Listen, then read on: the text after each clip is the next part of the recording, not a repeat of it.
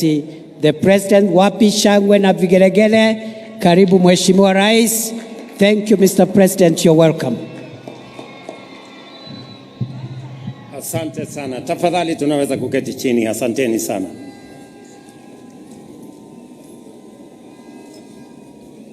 Ndugu wa Kenya, happy Jahmhuri Day.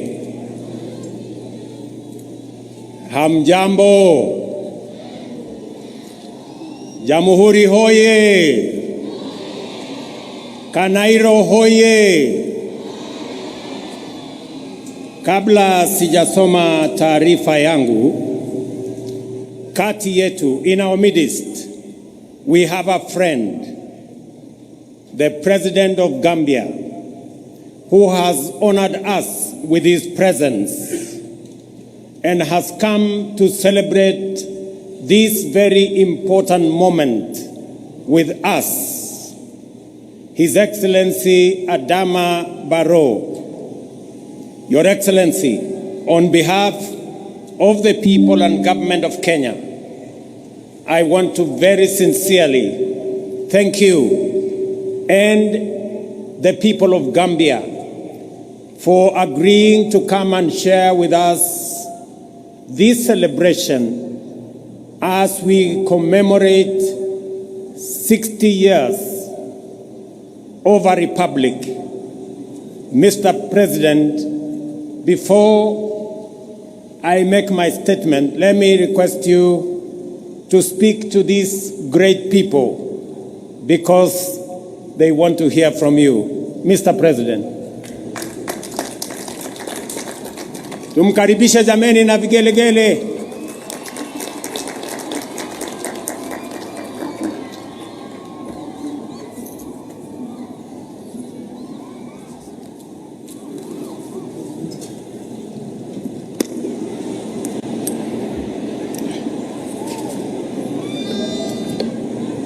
Your Excellency,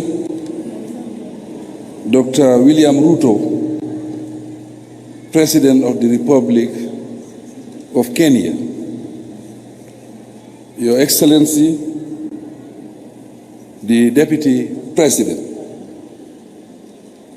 Honorable Speaker and members of Parliament, the Lord Chief Justice of Kenya, members of the Diplomatic and the Consular Corps, service chiefs and senior public officials, distinguished guests, ladies and gentlemen, brothers and sisters, I am profoundly excited to be in this blessed land as guests of honor, to join you in celebrating the historic 61st independent anniversary of the Republic of Kenya, nationally known as Jahmhuri Day. On behalf of the Gambian people, I congratulate you all on this auspicious occasion and convey to you our sincere wishes of sustained progress, peace, and stability. Your Excellencies, ladies and gentlemen, as we celebrate and reflect on the journey of this illustrious nation since 1963, we are bound to pay tribute to the visionary leadership and tenacity of her founding fathers. The words of the renowned Kenyan hero, Jomo Kenyatta, amply reflect this when he said, I quote, "We must unite to build a new nation," end of quote. This patriotic call to unity remains as relevant today as it was decades ago, not only for Kenya, but also for the entire African continent. Indeed, Kenya's declaration of freedom as a democratic republic was a historic milestone and a beacon of hope and inspiration for many African nations, and these included the Gambia. The people's journey to freedom was difficult, but it paid off in shaping the political landscape of East Africa. More significantly, it remarkably influenced liberation movements for self-determination across the continent. Since attaining political independence, the Republic of Kenya has continued to take giant steps on democratic governance, peace, and security in the region. Today, Kenya remains an important powerhouse and a key player on the continent's integration agenda. The lesson is that Africa has to be similarly determined to rise and shine as a towering global force. Your Excellencies, distinguished ladies and gentlemen, as Kenyans, your diplomatic journey has earned your nation a respected voice in matters affecting our continent and beyond. The strive you have made in addressing issues of climate change, trade, peace, security, and development have set an acknowledged precedent for emulation. On economic collaboration and integration, the trade relations between Kenya and various African nations exemplified the spirit of Pan-Africanism we all cherish. Kenya's dedication to peacekeeping in Africa and other parts of the world, as demonstrated by your current peacekeeping mission in Haiti and the fight against terrorism, are a testament to the nation's commitment to peace and stability for a prosperous and integrated Africa.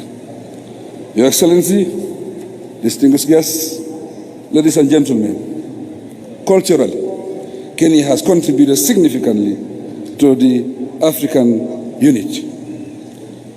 The beautiful cultural diversity and traditions of Kenya have enriched African society, while fostering understanding and respect among various ethnic groups on the continent.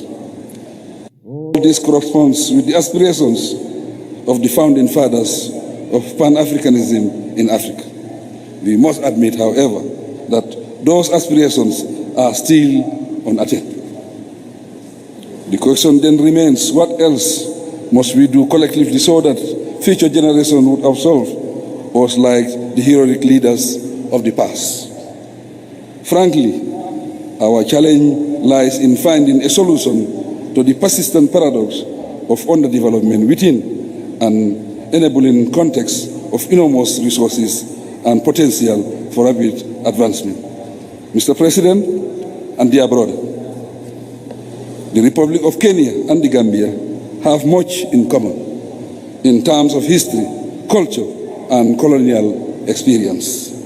It is little wonder, therefore, that we are celebrating together the National Day of this great nation, the pride of Africa. Looking forward, there is ample scope for our two countries to explore and deepen our bilateral relations in the mutual interest of both countries. There is also much to learn from each other's experiences and mutually leverage and our respective strengths to our advantage. Specifically, numerous opportunities exist for broader collaboration that will result in shared growth, marked by advancement, for example, in innovation, technology, agriculture, and education. The Gambia is committed to good governance, which makes us open and able to collaborate and cooperate closely with the Republic of Kenya and other African countries. Your Excellency, President Ruto, distinguished ladies and gentlemen, the occasion offers us the opportunity to reaffirm our collective commitment to the ideals of Africa's Pan-Africanist founding fathers. Unity, solidarity, and cooperation. Together, let us work towards a better future, characterized by economic prosperity within our uniquely peaceful, stable, and socially diverse but harmonious communities. While the day allows for testaments on Kenya's glorious contribution to the geopolitical landscape of Africa, it also requires us to look into the future with stronger determination to reposition the continent better and work for global peace. The African context and its structures, resources, and people amid the urgent need for transformative action make this goal attainable. To suffice to inspire us further with these relations, being more constructive and productive will serve us best. If you remember that civil and legal ways of settling differences are much better alternatives than disunity and act of destruction. Once again, I heartily congratulate you on the 61st anniversary celebration of your well-deserved National Day. Be assured that you are not only observing a significant day in your history, but also honoring the enduring spirit of a nation that continues to inspire, uplift, and strengthen Africa. We encourage you to move on united. Long live Kenya-Gambia relations. Long live African solidarity. Asante Shana, and God bless the Republic of Kenya.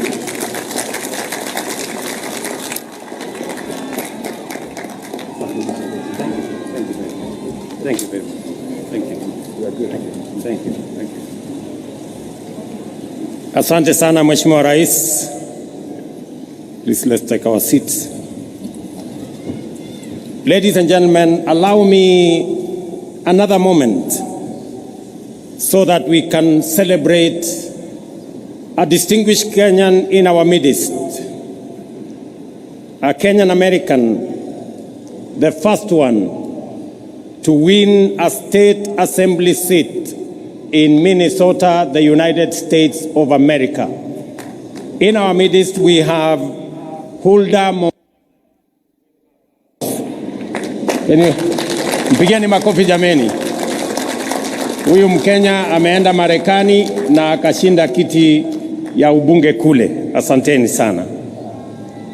Your Excellencies, distinguished guests, ladies and gentlemen, it is an immense pride that I join you in celebrating the 61st anniversary of our nation's birth. At this pivotal moment, we reflect on the values of our sovereignty and celebrate the enduring legacy of those whose patriotic efforts took down the bastions of imperialism. Their sacrifice set our republic on the path of liberty, unity, peace, enterprise, and democracy. Today, we affirm, by reflecting on what we have accomplished since raising the flag of our nation, that by staying true to our national identity, we have remained consistent through seasons of abundance and scarcity. We assert our essential collective character, defined by the values and principles that inspired our forefathers to struggle and sacrifice, persist and persevere, endeavor and endure until oppression gave way to freedom, exclusion gave way to unity, and marginalization gave way to equality. We remember that our nation was born from the painful sacrifice and tireless, often lonely, and grueling efforts of men and women driven by the conviction that their sweat, tears, and blood were a worthy price to pay for ushering millions of their brothers and sisters from the dark, cold nights of imperial brutality into the warm daylight of freedom. Before 1963, our people were compelled to work hard to enrich colonial settlers. After 1963, our people labored by choice to provide for their families and build our great nation. Before 1963, education, health, and personal security were privileges reserved for the colonial elite. After 1963, they became the right of all citizens of our republic. Before 1963, African people existed to be seen and not to be heard. After 1963, we reclaimed our inalienable sovereignty to its fullest extent.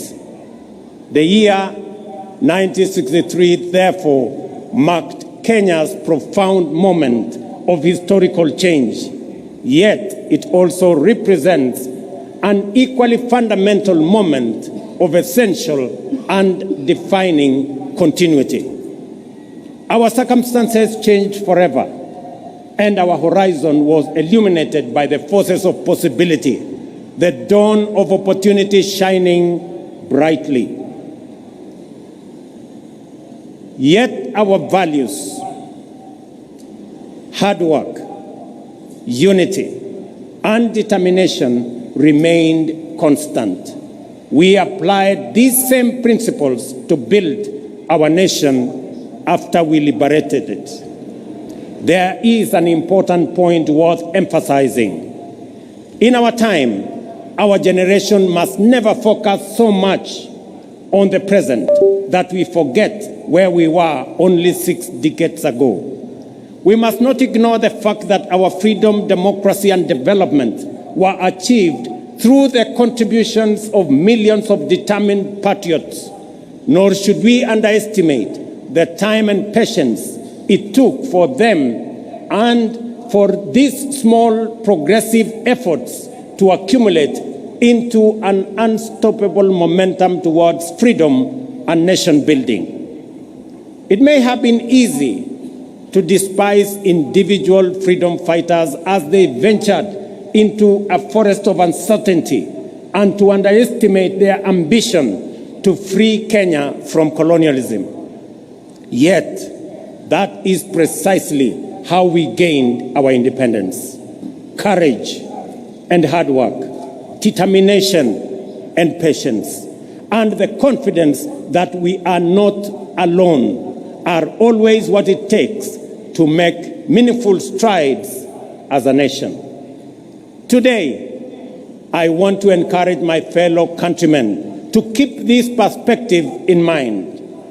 As we aspire for more and better, we must not give way to despair, pessimism, or skepticism when faced with challenges, but instead forge our path forward with courage, hope, determination, and ambition. I declare my unswerving faith in the ability of our people to interrogate policies and hold the government to account. This is the essence of democratic freedom, a civic duty for citizens, a responsibility for leaders, and a necessary imperative for our success and progress. We have experienced a particularly challenging time as a people, largely owing to dynamics beyond our control, resulting in high cost of living, greater difficulty in finding employment, and fewer opportunities for entrepreneurs. Consequently, there was widespread anxiety about the economic stability of our nation, demanding urgent and appropriate interventions and effective solutions. The bottom-up economic transformation agenda was inspired by our determination to confront these fundamental challenges directly and with ambition. Our aim was first to lay the foundation for robust economic activity to generate millions of opportunities at the bottom of the economic ladder each year and drive substantive, inclusive, and sustainable growth. Our key priorities were to reduce the cost of living, stimulate enterprise, boost productivity, create jobs, foster a conducive environment for institutional and infrastructural development, and promote investment in manufacturing, industrialization, and export competitiveness.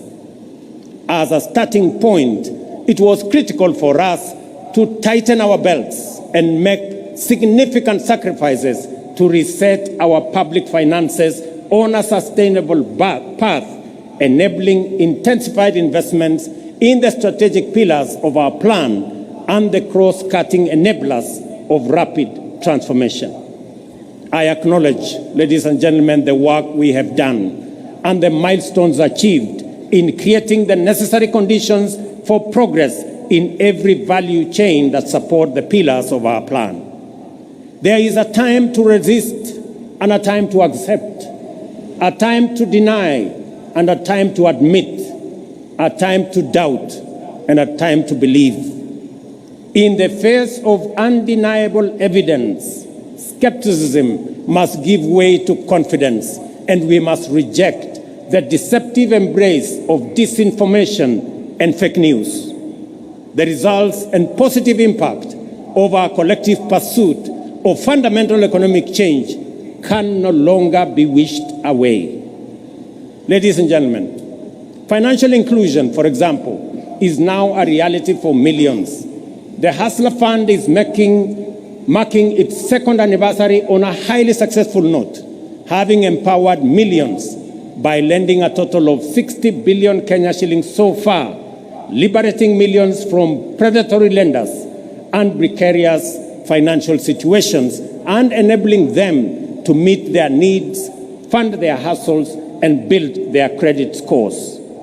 Our ongoing conversation with borrowers focuses on concerns related to short-term duration, modest loan amounts, and the time required to increase borrowing limits. In response to this feedback, the fund has designed a new product, the bridge loan, to help Kenyans with good credit scores to transition from personal loans to enhanced facilities offering larger loan amounts with longer repayment periods. This will enable Kenyans pursue bigger opportunities and better investments.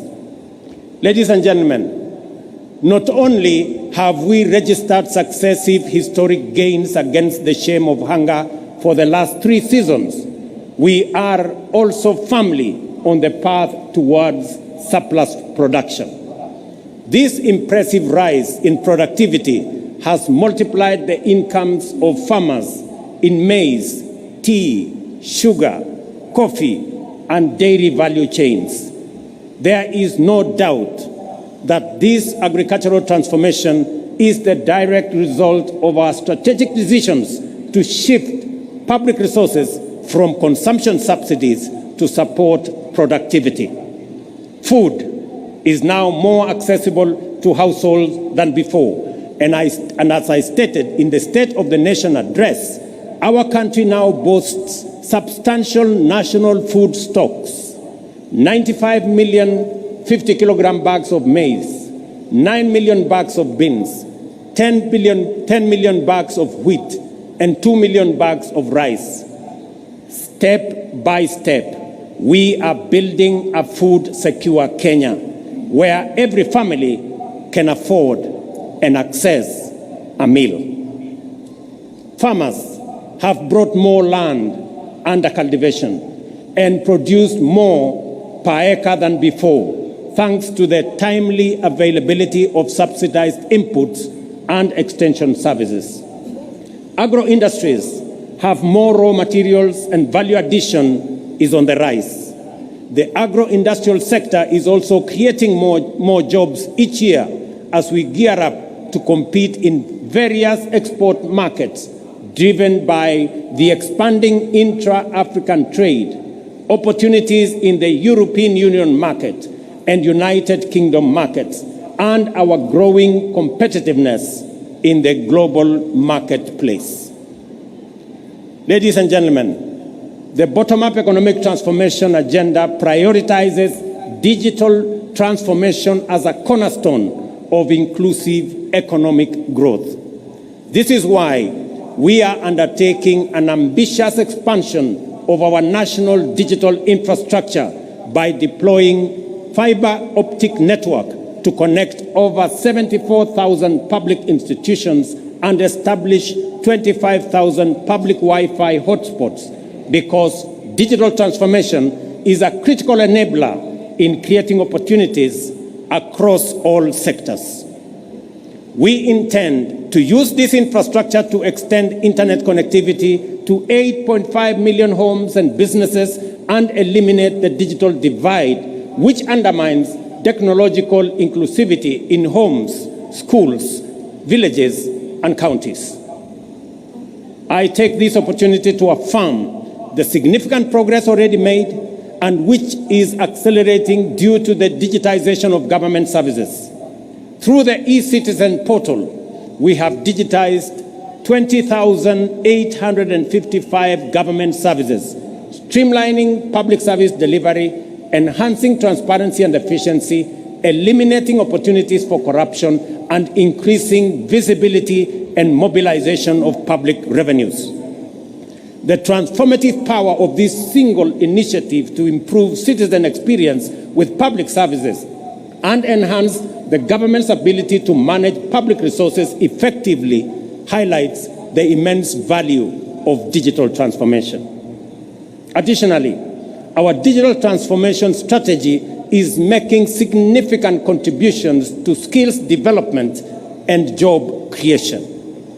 For example, Ajira and Jitume Digital are advancing our vision to equip 20 million citizens with ICT skills, fostering entrepreneurship, and enhancing inclusive digital literacy. In other words, an additional 20 million Kenyans are being prepared for higher productivity in the digital economy. We have also adopted the integration of creative industry courses into technical and vocational colleges as a reliable mechanism to build a skilled workforce. These robust measures form the foundation of our strategy to promote the emergence of a fully fledged digital economy, leveraging Kenya's position as a regional hub for software development and digital exports. These initiatives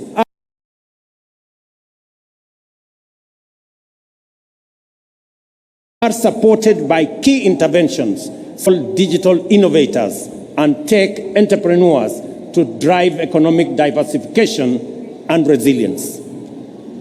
Ladies and gentlemen, the discourse around universal healthcare remains lively, with concerns being raised about eligibility for coverage, the capability of health facilities to deliver services, and the alignment of contributions by individuals with benefits. Under Taifa Care, our inclusive, universal, efficient, and transparent healthcare service model, we are implementing a transition on an unprecedented scale. We have successfully transitioned 5.6 million citizens from the National Health Insurance Fund and registered an additional 11 million Kenyans under the Social Health Insurance Fund. This means that in just 2 months, 11 million Kenyans who previously lacked access to healthcare services are now registered, with the registration process going full steam in every part of Kenya. I commend Kirinyaga, Nyeri, Bomet, Embu, and Lamu, the 5 leading counties so far in Taifa Care registration. At the same time, I encourage the people of Marsabit, Garissa, Mandera, West Pokot, and Turkana, who have the least registered members, to mobilize, register, and take advantage of the benefits of this transformation program. Taifa Care ensures healthcare access for all registered citizens without discrimination of whatever kind. The program has accurately determined the cost of healthcare services and products, ring-fenced resources for equipment and facility improvement, and leveraged digital technology to radically enhance the management, coordination, and delivery of healthcare, promoting efficiency, transparency, inclusivity, and sustainability.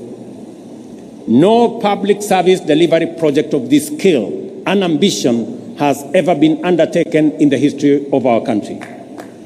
We are confident, however, that this will be quickly surpass. We will quickly surpass the 16.5 million citizens so far registered and provide all Kenyans with high-quality health care that is effective, efficient, affordable, and sustainable.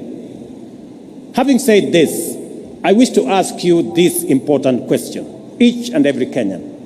Have you registered? Nyinyi mmejisajili? Mumejiandikisha? Those who have registered often find that many of the issues, concerns, fears, and questions are fully addressed to their satisfaction in the registration process. I therefore encourage every Kenyan to register and enjoy the fundamental constitutional right to health care that is being rolled out. Ladies and gentlemen, after 2.25 years, the decent, durable, dignified, and affordable houses we promised Kenyans are finally here. Since September this year, 1,200 affordable housing units have been completed. Additionally, the State Department of Housing has advertised 4,888 units available for sale to the public through the Boma Yangu platform as we talk. Our goal to increase the number of mortgages from 30,000 to 1 million has now shifted gear. Our delivery pipeline for affordable housing now has a total of 124,000 units at various stages of development across Kenya, while a total of 840,000 units planned projects over the next 4 years are projected to create a minimum of 1 million jobs. Ladies and gentlemen, despite the multiple challenges and crises we have had to grapple with, we have succeeded in keeping our commitments, taking steady steps towards our aspirations, and moving our nation closer to its destiny. Work is underway across the country, and the opportunities are opening up for many citizens, especially our young people. Over the past 2 years, the number of employment opportunities has increased with new jobs for teachers, agricultural sector workers, healthcare professionals, building and construction, seafarers, and outside Kenya under our labor mobility program. The affordable housing strategic pillar of our bottom-up economic transformation agenda has so far created 200,000 jobs and thousands of indirect opportunities across the building and construction value chain. The universal healthcare coverage pillar has engaged 107,000 community health promoters alongside other healthcare professionals employed to support our vision of a functional national healthcare system. In addition, jobs will be created in healthcare innovation, service delivery, and ICT support for digital health system that we have rolled out, unlocking opportunities nationwide. Furthermore, we have recruited 56,000 teachers to address the chronic teacher shortage problem and move the national teacher-to-student ratio closer to the United Nations recommendation of 1 teacher for every 40 learners. This December, we are hiring an additional 20,000 teachers, while our rejuvenated micro, small, and medium enterprise sector has generated 840,000 jobs this year. To address the urgent need to create opportunities for the hundreds of thousands of young men and women entering the labor market annually, we have expanded the employment opportunity spectrum and implemented strategies to secure jobs abroad to facilitate mobility and placement of suitably qualified Kenyans. Since September 2022, more than 243,000 Kenyans have secured international job opportunities in healthcare, in agriculture, and construction sectors, among other sectors. In the last 2 months alone, 12,000 have secured jobs abroad.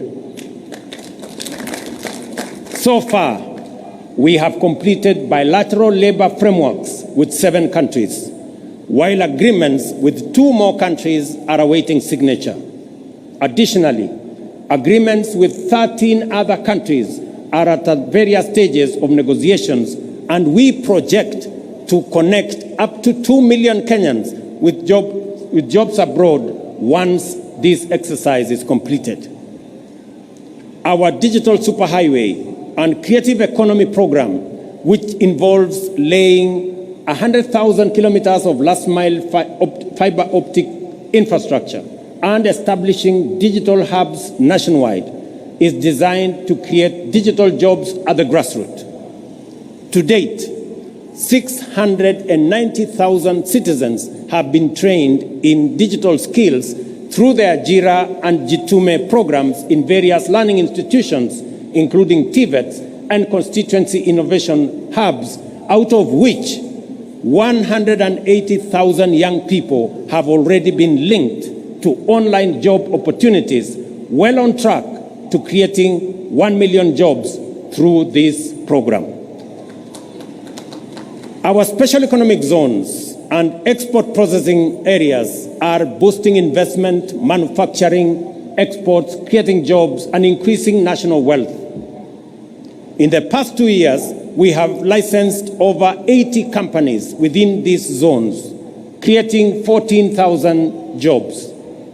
The 6 export processing zone flagship projects in Busia, Kirinyaga, Murang'a, Eldoret, Kwale, and Nakuru are now being developed are set to generate another 30,000 more jobs. Additionally, the ongoing operationalization of Dongo Kundu and Naivasha special economic zones will create an additional 26,000 jobs, facilitating private sector special economic zones investments and supporting county and public special economic zones operations. At the same time, young people are actively contributing to climate action, urban neighborhood improvements, and landscape restoration through the Kenya Urban Resilience or Climate Works program. Recognizing the urgency, scale, and importance of these efforts, Climate Works is designed to be ambitious.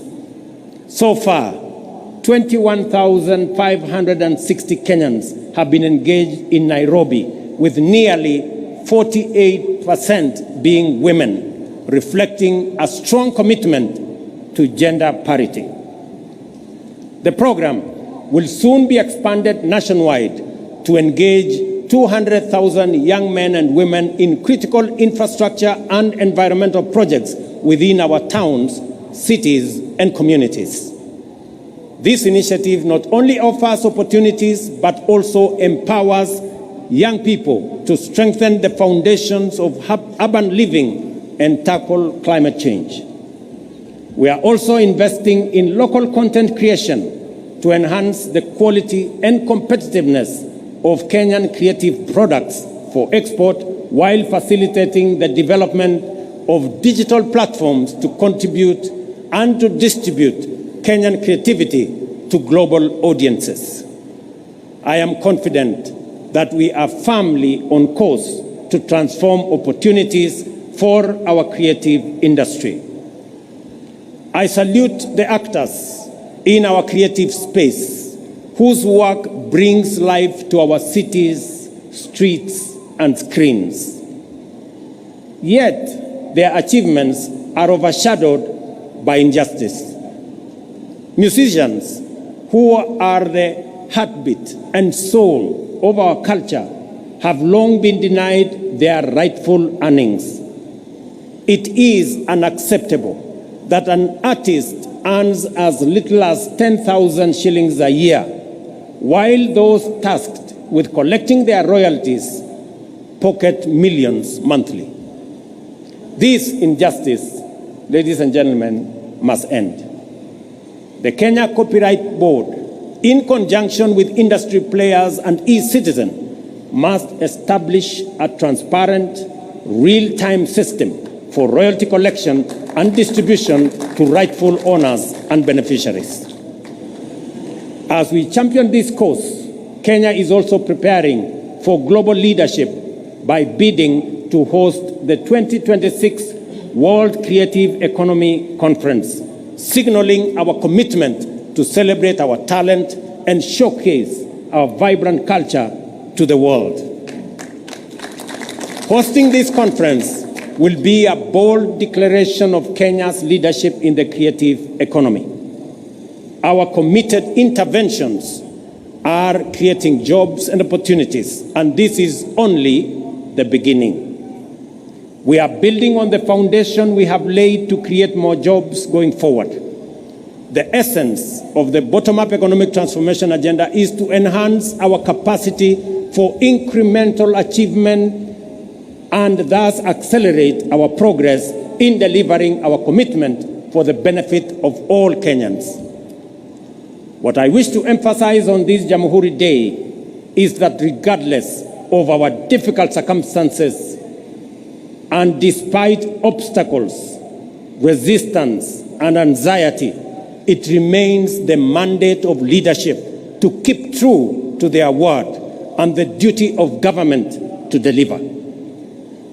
We have every intention to fulfill our commitments and are at the point where the first projects are successfully entering maturity.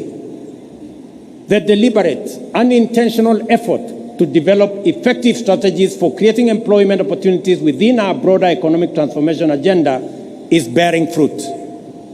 From the current numbers, it is clear that employment opportunities, whether domestic, international, or online, will increase significantly in the coming days. We are determined to build a labor market capable of absorbing as many job seekers as possible, cognizant of the output of our education and training institutions, which produce talented, skilled, and motivated young people. By doing the hard work and heavy lifting now, we are laying the foundation for citizens to seize opportunities in the coming future. As we do this, let us reflect on the lessons of history and rise above our political differences to deliver for Kenya.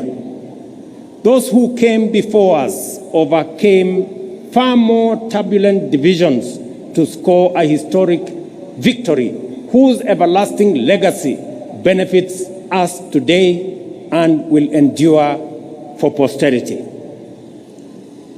As they fought hard to reclaim our sovereignty, the enemies of our freedom deployed state-of-the-art technologies of the time.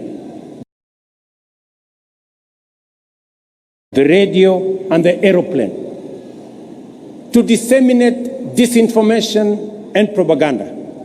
This was meant to discourage, trick, and deceive people that freedom fighters had been defeated and their leaders been captured and neutralized. Our heroes and heroines were not deterred and inspired by the righteousness of their cause and the transformational moment they were in, soldiered on courageously. On 12th December, therefore, every Kenyan witnessed their vindication as our majestic flag rose and collectively we reclaimed our proud Jahmhuri. Jahmhuri Day is also a moment for Kenyans to expose the fake news aimed at discrediting our ambition, sabotaging our hope, and seeking to dampen our resolve. I have no doubt that the National Economic Transformation Agenda will succeed and deliver for the people of Kenya. I have no problem with discourse, criticism, and alternative proposals. In fact, I welcome them and listen to feedback in order to learn, improve, and become better. At the same time, I see clearly that a lot of what passes for fact are actually falsehood. and that most opposition is based on inaccurate representations and sometimes outright disinformation. We are at the stage in our social development when digital technologies have immense capacity to amplify disinformation, magnify fake news, and distort facts beyond all recognition. If we give in to these emerging negative trends, we shall pay with our freedom, democracy, and development. I therefore urge all Kenyans to participate fully in our democratic discourse, even as we work hard in nation building. At all times, let us endeavor to engage on the basis of truth. Failure to do so will take us down the path of negativity, tear us away from the values we cherish, and turn us into a people estranged from unity, who sabotage development, undermine democracy, and destroy our republic in pursuit of political expediency. When we say that the cost of basic commodities has come down, it is a fact. When we say that inflation has come down, it is a fact. When we say that our farmers are producing more and better, it is a fact. When we say that Kenyans who have registered for Taifa Care are receiving better services than before, it is a fact. We encourage everyone, including our critics, to engage on the basis of facts and the truth. If some of us persist in the culture of reckless negativity, for how long will cynics mobilize Kenyans to deny facts that they can feel, that they can touch, and they can see? What will they say in a few weeks' time when we begin to give keys to new homeowners of our affordable housing units? What will they say at the thousands of plumbers, electricians, teachers, health workers, building and construction workers, digital workers, and many more who are already at work, including the 300 young men and women who yesterday were flagged off by my deputy to go and work abroad, joining thousands who are already abroad. Ladies and gentlemen, I am confident in the future of our nation and the capacity of our national transformation agenda to deliver, because I appreciate the strategies we have put in place, the work underway, and the commitment of our people and their motivation to make their contribution. I count myself as one of the many millions of Kenyans who want the best for our nation and all its people, and are committed to putting in the effort required to make our dreams come true. We are driven by strong hope and unwavering optimism, as well as unfailing desire to reach for a better tomorrow. It is confidence based on understanding, hope built on truth, and optimism that stands on the firm foundation of facts.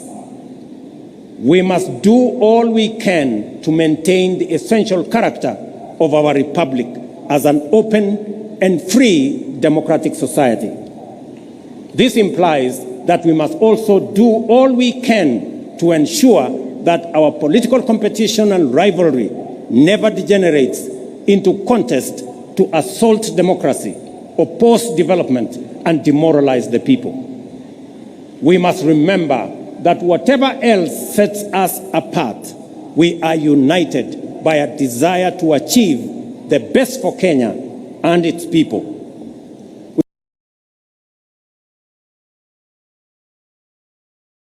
With this in mind, we must promote inclusion and broaden our platform for collective engagement to allow articulation of diverse viewpoints and the expression of fresh, new, and bold approaches.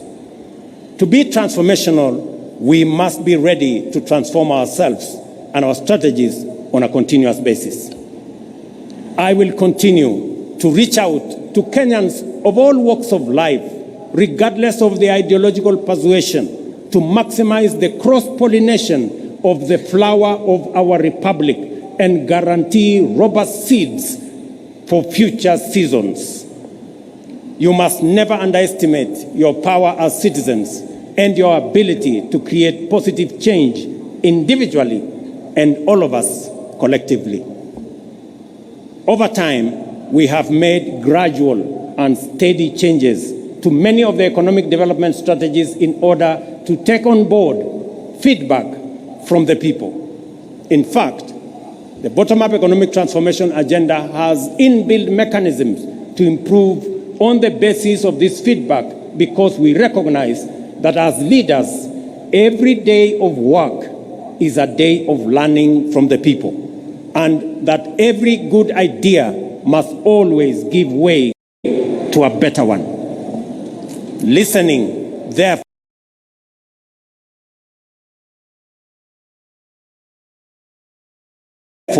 is a primary component of effective leadership, and national transformation is a collective enterprise. For the spirit of goodwill in which we have engaged to address critical national issues, including resolving the inclusivity challenge by formulating the broad-based government. I also appreciate the good wishes, encouragement, and support from leaders with whom I continue to discuss matters of importance to our nation. I am persuaded that together we can achieve much more and much sooner for Kenya, and that the future of our dreams is now within sight. I readily concede that we are yet to reach the destination of our aspirations because we have not yet delivered fully on our commitments. But having said that, it is also a fact that we are no longer where we were a year, let alone 2 years ago. We have moved beyond pledges and commitments and are now making progress in our implementation strategies. There is now sufficient evidence of undeniable character that together the people of Kenya are hard at work to achieve their shared vision of a nation transformed. Our ability to feed the people and to keep them healthy, to empower them and connect them to opportunities, to keep them safe and protect their freedom is improving by leaps and bounds. When we all unite, inspired by a shared aspiration to undertake national building, we shall make our nation great, and our collective legacy will inspire present and future generations. Ndugu wa Kenya, wacha nimalizie kwa kuwauliza, mumesikia yale mambo tunafanya kuhusiana na mambo ya afya. Na wauliza wazazi wote, pale Januari watoto wetu wakirudi shuleni, sasa Taifa Care inataka kila mtoto wa Kenya awe na bima ya afya.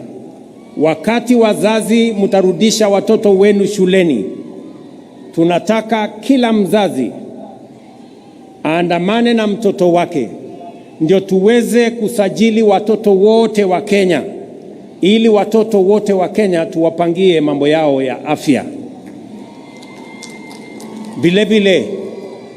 Vile nimesema, tutazidi na kujenga daraja ya umoja na ushirikiano kati ya Wakenya wote kutoka sehemu zote, dini zote, vyama zote. Tuungane ndio tuweze kushughulikia mahitaji na mipango na maendeleo ya taifa letu la Kenya. Ndugu wa Kenya, nawatakia Krismasi njema na mwaka wenye mafanikio makubwa sana wa 2025. God bless you all God bless our great country, Kenya. Asanteni sana. Asante sana Mheshimiwa Rais. Niombe kwa heshima sote tuweze kusimama kwa wimbo wa taifa.